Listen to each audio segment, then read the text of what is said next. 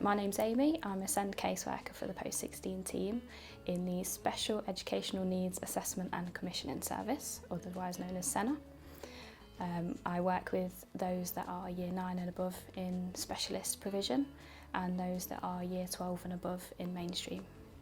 I facilitate the EHCP. That means attending the reviews to look at the amendments that are recommended from school and parents, making those amendments,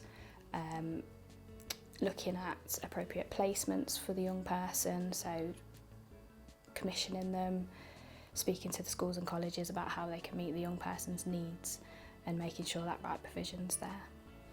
It's part of my role to attend the annual reviews, those that we can attend, or the emergency reviews if a move is needed. We can look at the placement to make sure it's the right provision for the young person, make sure it meets the needs, and a big part of Post-16 is making sure they're prepared for adulthood. You might come across me if a child or young person has an education, health and care plan, or if a statutory assessment request comes in for an education, health and care plan. Following on from the issuing of that, there's an annual review that takes place yearly, and caseworkers will try to attend those where we can, or if it's essential for our attendance to be there, so if it's an emergency review.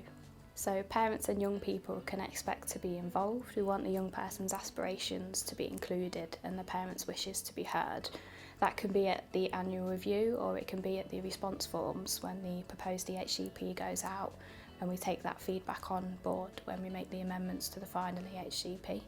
The young person's aspirations also leads into the provision that we look at. So those that are transferring between school and college, we like to look at what they want to achieve and what the young person is aspiring to and the parent would like them to achieve, and we can try and feed that into the next provision.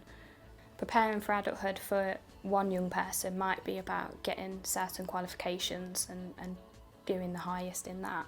For some young people it might be just living skills, so being able to go onto a bus and buy a bus ticket, skills that we take for granted, but they're functional living skills that we ask colleges to work on with the young people so they're ready for that wider world for when they go out into the community. We care about the young person, we care that they're prepared for adulthood, prepared to go out into the wider world, whether that's paid employment, volunteering or something that occupies their day. We want them to achieve the best they can and that they achieve their overall aspirations.